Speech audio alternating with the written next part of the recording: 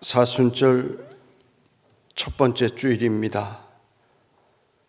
사순절은 예수님의 말씀을 깊이 묵상하며 나의 죄를 성찰하고 회개하며 주님 앞에 더 가까이 나가기를 힘쓰는 훈련의 기간입니다.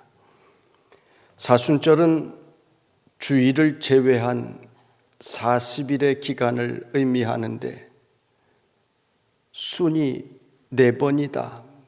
그래서 40일을 의미하는 사순절이라고 합니다.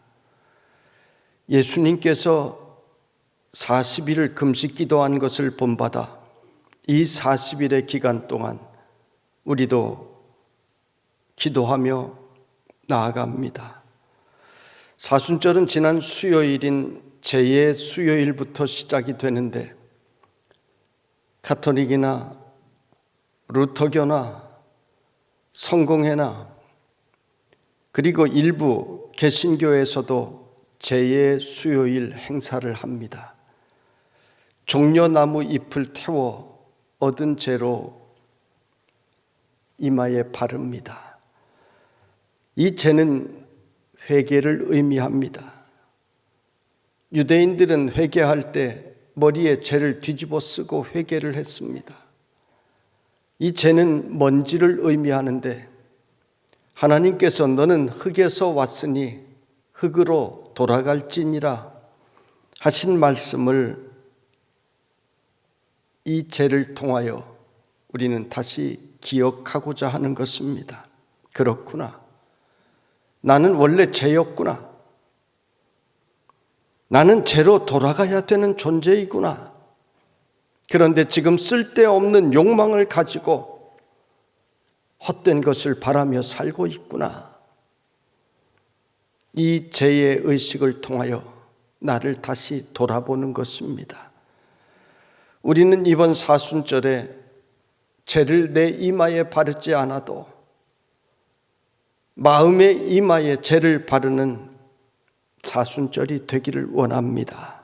그리고 다시 처음에 그 신앙을 기억하며 돌아가는 절기가 되어야 할 것입니다. 우리는 이번 사순절 기간 동안 특별히 예수님의 말씀과 행적을 되돌아보며 나 자신을 성찰하고 회개하고 새롭게 되는 기간을 갖게 되기를 바랍니다. 오늘 예수님께서는 내가 세상에 화평을 주러 온 줄로 생각하지 말라. 화평이 아니요 검을 주러 왔노라 말씀하셨습니다. 예수님께서 이 땅에 화평을 주러 오신 분이 아니십니까? 예수님께서 화평케 하는 자는 복이 있다 말씀하셨습니다. 예수님의 탄생을 전하는 천사도 예수님의 나심을 땅에서는 하나님이 기뻐하신 사람들 중에 평화로다, 평화를 이야기했습니다. 예수님의 사역도 화평케 하는 사역이었고 예수님의 마지막 십자가도 하나님과 우리 사이에 막힌 담을 허무는 화평케 만드는 십자가였습니다. 그런데 왜 이런 말씀을 주셨을까요? 당시 유대인들은 예수님께서 정치적인 화평을 주러 오신 분으로 생각을 했습니다. 로마를 부수고 유대에 화평을 줄 뿐이라고 생각했습니다. 그래서 메시아라고 찬양을 했습니다. 그런데 예수님께서는 아니다. 나는 화평이 아니라 검을 주러 왔다 말씀하십니다. 예수님의 이 말씀은 세상의 전쟁을 의미하는 말씀이 아닙니다. 영적인 전쟁입니다. 복음을 전하기 위해 세상의 악한 세력들과 싸워야 하고 하나님의 나라를 세워나가기 위해 성령의 검을 들고 악한 나라들과 싸워 나가야 된다라고 하는 뜻입니다. 실제로 복음이 전해지는 곳마다 영적 싸움이 있었습니다.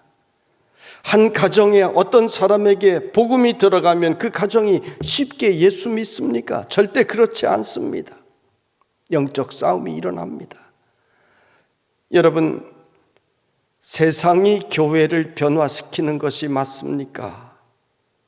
교회가 세상을 변화시키는 것이 맞습니까? 교회가 세상을 변화시키는 것이 맞습니다. 교회가 세상의 빛이 되고 교회가 세상의 소금이 되어서 세상을 변화시켜야 됩니다. 교회가 진리입니다. 현실적으로 이 세상에 일어나는 교회의 문제는 진리 따라 살지 못하는 교회들이 있고 또 무리를 일으키는 기독교 지도자들이 있어 문제가 일어나는 것이지 교회 그 자체가 문제 있는 것은 절대 아닙니다. 그런데 잘 보셔야 합니다. 이단이라든지 이상한 곳 빼고는 교회가 세상에 해를 끼치지 않습니다. 아니, 교회가 세상에 해를 끼칠 일이 무엇이 있습니까? 오히려 세상의 다른 사람들보다 예수 믿고 선하게 살려고 하고 죄짓지 않으려고 하고 이웃을 말씀 따라 섬기려고 애를 씁니다. 여러분만 해도 그렇지 않습니까? 예수 믿지 않는다면 내 욕심 따라 살고 싶고 내 마음대로 살고 싶을 것입니다. 그런데 예수 믿기 때문에 우리는 예수님의 가르침을 따라 살려고 합니다. 잘못된 일을 선택할 일이 내 앞에 있을 때에도 나는 예수 믿는 사람인데 내가 그렇게 해서 되겠는가? 우리는 예수를 생각하고 죄의 길을 피하려고 늘 애를 씁니다. 그런데 세상은 몇몇 교회에 문제가 일어났다 하면 교회 문제다. 교회를 공격합니다. 교회가 이 땅을 위해서 하는 수많은 일들은 애써 눈을 감고 보지 않으려 하면서 교회에 대해서 그렇게 공격합니다. 그래서 예수 믿는 사람들이 기가 죽습니다. 예수 믿는 티를 직장에서 안 내려 하는 사람들도 있습니다. 여러분, 그러지 마십시오. 속지 않아야 합니다. 이것은 성경이 예언한 것입니다. 말세가 가까울수록 예수 믿는 것이 어려워질 것이라고 했습니다. 고난도 받는다고 했습니다. 요한계시록은 이러한 말씀들이 수없이 기록되어 있습니다. 그러므로 예수님께서는 나는 너희에게 검을 주러 왔다 말씀하신 것입니다. 주님께서 주신 그 검을 들고 영적 싸움에 지지 말라는 말씀인 것입니다. 여러분, 세상이 하라는 대로, 세상이 말하는 대로 교회가 따라가면 잘 될 것 같습니까? 그러면 교회는 망하는 것입니다. 거룩함을 잃어버리고 영적 순결성을 잃어버리고 진리를 잃어버리게 될 것입니다. 중고등학교에 다니는 아이들이 예수 믿을 때 그 부모들은, 불신 부모들이 너 교회 나가지 말라는 거 아니다. 대학 간 다음에 나가라. 그렇게 제 주변의 동료들 설득을 했습니다. 제가 중고등부 때 그런 일 많이 있었습니다. 그럼에도 불구하고 교회를 나온 학생들은 신앙생활을 잘 하지만 목사도 되고 장로도 되었지만은 교회를 쉰 학생들은 대학 들어간 다음에 신앙생활 잘하는 거 거의 보지 못했습니다. 예수님께서는 내가 온 것은 사람이 그 아버지와 딸이 어머니와 며느리가 시어머니와 불화하게 하려 함이니 사람의 원수가 자기 집안 식구리라. 참 엄청난 말씀을 주셨습니다. 왜요? 복음은 처음에 한 사람에게 전해지기 때문입니다. 가족 중에 한 사람이 예수 믿으면 다른 가족들이 잘한다고 하는 가정 거의 없습니다. 불신 가정에 예수 믿는 사람 나오면 대부분이 반대합니다. 마귀가 그렇게 하는 것입니다. 그러면 싸워가면서 믿습니까? 아니에요. 고난당하면서 예수를 믿었습니다. 이것이 영적 싸움입니다. 자녀가 탈선하여 예수 믿지 않고 방탕하고 속을 썩여도 부모는 눈물로 기도하며 이겨내는 것입니다. 영적인 싸움이기 때문입니다. 그런데 여러분, 결국 복음이 이깁니다. 이것은 여러분 가정의 이야기잖아요. 예수님께서 주신 말씀 중에 단 하나도 틀린 말씀이 없습니다.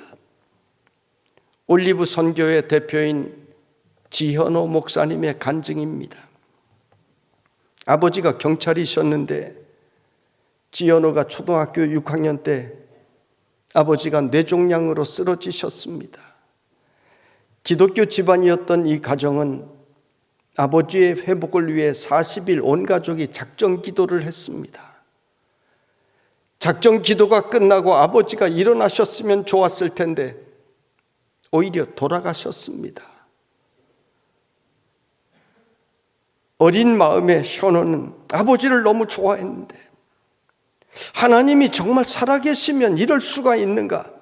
마음속에 분노와 반항심이 끌어올랐습니다. 학생 시절부터 술을 먹고 방탕한 생활을 시작했습니다. 삼촌이 신장이 망가져 수술을 해야 했는데 어머니가 신장을 떼어주겠다고 하자 왜 그런 일을 하느냐고 술을 먹고 집안에서 난리를 쳤습니다. 그때 어머니는 언젠가 너도 십자가의 복음을 알게 될 것이다. 아들아, 너를 축복한다. 그때 그런 말을 했습니다. 수술의 후유증으로 어머니는 2년 동안 허리도 펴지 못하고 지팡이 짚고 겨우 걸었습니다. 여기서 끝난 것이 아닙니다. 현호의 동생이 음주운전 차량에 치여 세상을 떠났습니다. 현호는 분에 가득 차서 가해자를 찾아 죽이겠다고 칼을 품에 품고 다녔습니다. 어머니는 망가지는 아들의 모습을 보면서 엄마의 소원 좀 들어달라고 애원하며 교회에서 1:1 양육 과정이 있는데 거기에 한 번만 참여해달라고 했습니다. 교회 갈 리도 없지만은 그 교회에서도 그 동네 불황배로 소문이 자자한 현호 만나는 거 그 누구도 원하지 않았습니다. 그런데 한 성도가 새벽 기도 중에 잃어버린 내 양을 찾으라는 주님의 음성을 듣습니다. 그리고 마음에 감동이 와서 지난번에 그 얘기한 그 현호라는 사람 내가 만나겠다고 이야기를 했습니다. 그리고 이분이 오랫동안 기도로 준비하고 현호 청년을 만나게 되었습니다. 기도하자고 하니까 갑자기 기도하자고 하니까 기도할 수밖에 없잖아요. 그때 이 사람이 내가 죽어서라도 이 형제가 살 수 있다면 하나님 도와주세요. 내가 죽어서라도 살 수 있다면 하나님 이 형제 도와주세요. 울면서 기도를 했답니다. 기도로 준비한 것이 능력이 있었습니다. 사람들을 향한 분노와 증오심이 가득했던 현호는 알지도 못하는 생면부지의 사람이 나를 위해 죽겠다고 눈물 그렇게 흘리는 것을 보면서 뭔가 마음에 좀 감동이 오기 시작했습니다. 그래서 마음이 녹아지고 교회에 나가면서 말씀을 들으면서 그 마음속에 성령님의 임재가 다시 임하기 시작했습니다. 그래서 신학을 하고 목사까지 되었습니다. 어머니는 아들과의 영적인 싸움에서 승리한 것입니다. 그런데 고난이 여기서 끝이 아닙니다. 어머니가 갑자기 길에서 쓰러졌는데 병원에 데리고 갔더니 알츠하이머 진단이 나왔습니다. 쓰러진 그 이후부터 이 어머니는 말도 못하고 기억도 못하는데 오직 입을 열면 하나님 감사합니다. 하나님 감사합니다. 기도만 하는 것입니다. 거기서 고난이 끝이 아닙니다. 어머니를 돌보던 아내가 또 쓰러졌습니다. 어머니도 돌보고 아내도 돌보고 집안 살림도 하고 고난의 연속인데 그런 상황 속에서 그의 입에서는 자기도 모르게 찬송이 나오더랍니다. 나 같은 죄인을 구원하여 주신 하나님의 은혜에 감사하여 6개월 동안 계속해서 입만 열면 찬송이 나오더래. 그런데 6개월 후 어머니가 기적적으로 모든 것이 회복이 되었습니다. 회복된 후 찍은 사진을 제가 예전에 본 적이 있는데 그 어머니가 얼마나 예쁘고 화사하고 인자한지 몰라요. 그래서 지현호 목사는 불평하지 않고 오히려 찬송했더니 하나님께서 우리 가정에 기적을 주셨다고 간증을 하며 다닙니다. 주님의 은혜와 긍휼을 구하면 하나님께서 힘과 용기를 주십니다. 우리는 하늘로부터 오는 거룩한 공급이 없이는 살 수가 없습니다. 그는 고백합니다. 지현호 목사는 이 고난을 이기고 지금 선교회를 이끄는 유명한 강사가 되었습니다. 지현호가 다시 돌아와 목사가 된 것으로 이야기가 끝이 났으면 오늘의 지현호 목사는 없을 것입니다. 어머니의 영적인 싸움이 아들을 목사로 만들었고 지현호 목사의 영적인 싸움이 또한 오늘의 지현호 목사를 만든 것입니다. 성도 여러분, 우리는 많은 싸움을 싸워나가고 있습니다. 또 지금 우리는 코로나와 싸우고 있습니다. 이 싸움은 단순한 코로나만의 싸움이 아닙니다. 우리는 영적인 싸움을 지금 싸워나가고 있음을 잊지 않아야 되는 것입니다. 이 영적인 싸움을 성령의 검을 들고 싸우는 자는 코로나가 끝난 후 그 결과가 분명히 다를 것입니다. 여러분은 영적인 검을 들고 잘 싸워나가시기를 바랍니다.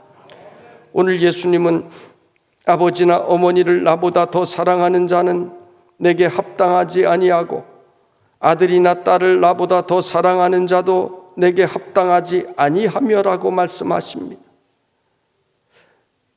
성경은 부모를 공경하라, 부모에게 순종하라 말씀하셨는데 자녀를 사랑하고 자녀를 믿음으로 양육하라고 하셨는데 왜 여기서 예수님께서는 이런 반대의 말씀을 하실까요? 사랑하지 말라는 이야기가 아닙니다. 사무엘상 2장에 보면 엘리 제사장의 두 아들이 방탕하여 성전 제사에 드리기 위하여 삶는 고기를 빼앗아갑니다. 하나님께 드리기도 전에 생고기를 가져갑니다. 성전 회막에서 봉사하는 여인들을 겁탈하기까지 했습니다. 엘리 제사장은 아들들에게 그리 하지 말라고, 하나님께 범죄한 것은 용서하여 달라고 누가 대신 강구하지 못한다고 이야기합니다. 사람끼리 지은 죄는 하나님께 용서해달라고 구할 수 있지만은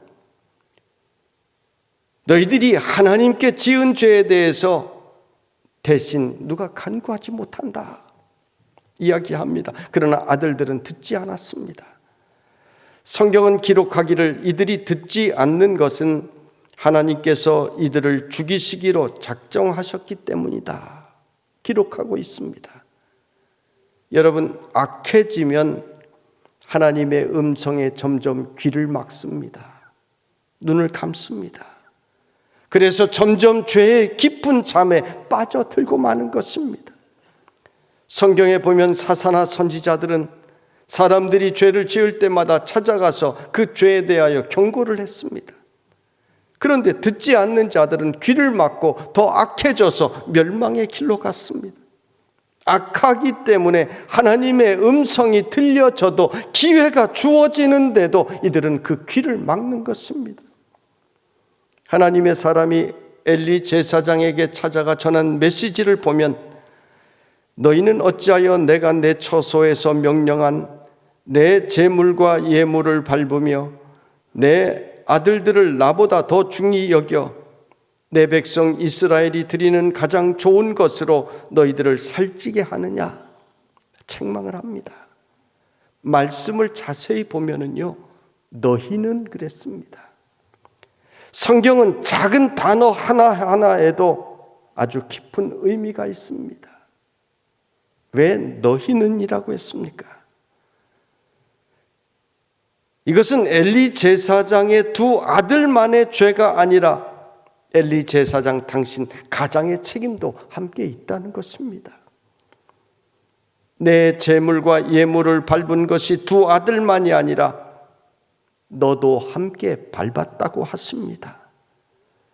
그리고 내 아들들을 나보다 더 중히 여겨 이렇게 말씀하십니다. 엘리 제사장의 죄목은 하나님을 섬기는 사람이었지만, 하나님을 두려워하는 사람이었지만 사실은 하나님보다 그 아들들을 더 중히 여겼다. 하나님 보시기에 그랬다는 것입니다. 결국 두 아들은 전쟁터에 나가 전사하고, 엘리 제사장은 그 소식을 듣고 의자에 앉았다가 넘어지면서 목이 부러져 죽습니다. 그래서 이 집안은 끝이 납니다. 하나님께서는 하나님 중심주의를 원하십니다. 아들보다 하나님을 더 중히 여기면 그 아들들을 대신 책임져 주시는 하나님이신 것입니다.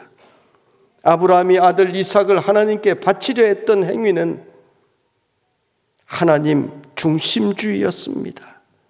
하나님께서는 실제 이삭을 바치라는 것이 아니었습니다. 그 마음의 중심을 보시고자 한 것입니다. 하나님께서 아들을 바치라 하시면 뜻이 있겠지. 하나님께서 다시 살려주시겠지. 아브라함은 그렇게 믿었다고 했습니다. 그리고 하나님 말씀대로 순종하려고 했을 때 하나님께서는 하나님 중심주의의 이 마음을 보시고 아브라함을 가장 위대하게 사용하시고 그 아들 이삭을 위대하게 사용하셨던 것입니다. 다윗은 자신의 목숨을 돌보지 아니하고 하나님의 이름을 위하여 자기 목숨을 잃고자 할 때 하나님께서는 이것을 귀하게 보셨습니다. 그래서 다윗을 위대하게 사용하셨습니다. 오늘 예수님의 말씀도 같은 의미입니다. 하나님 중심주의를 가지고 가정을 섬기고 이웃도 섬기고 교회도 섬기고 하나님 중심주의를 가지고 나라도 섬기라는 것입니다. 여러분은 하나님을 중심에 두는 우리 도림의 성도들이 되시기를 바랍니다. 그러면 손해가 아닙니다. 오늘 마지막 말씀, 자기 목숨을 얻는 자는 잃을 것이요 나를 위하여 자기 목숨을 잃는 자는 얻으리라. 아멘. 내 목숨을 얻고자 하나님을 잃는 자는 내 목숨 잃게 될 것이다. 그러나 하나님을 위해 내 목숨을 잃고자 하는 자는 내 목숨을 얻게 될 것이라고 하는 약속의 말씀이 있습니다. 자기 십자가를 진다는 것이 무엇입니까? 하나님을 위하여 내 목숨을 잃겠다는 것입니다. 그러면 오히려 얻을 것이라 했습니다. 교회의 역사는 내가 가진 것을 내가 지키려 할 때에는 교회는 냄새나고 오히려 타락해져 갔습니다. 그러나 나의 것을 희생하려 할 때 교회는 오히려 부흥했습니다. 성경 말씀대로입니다. 지금은 사순절입니다.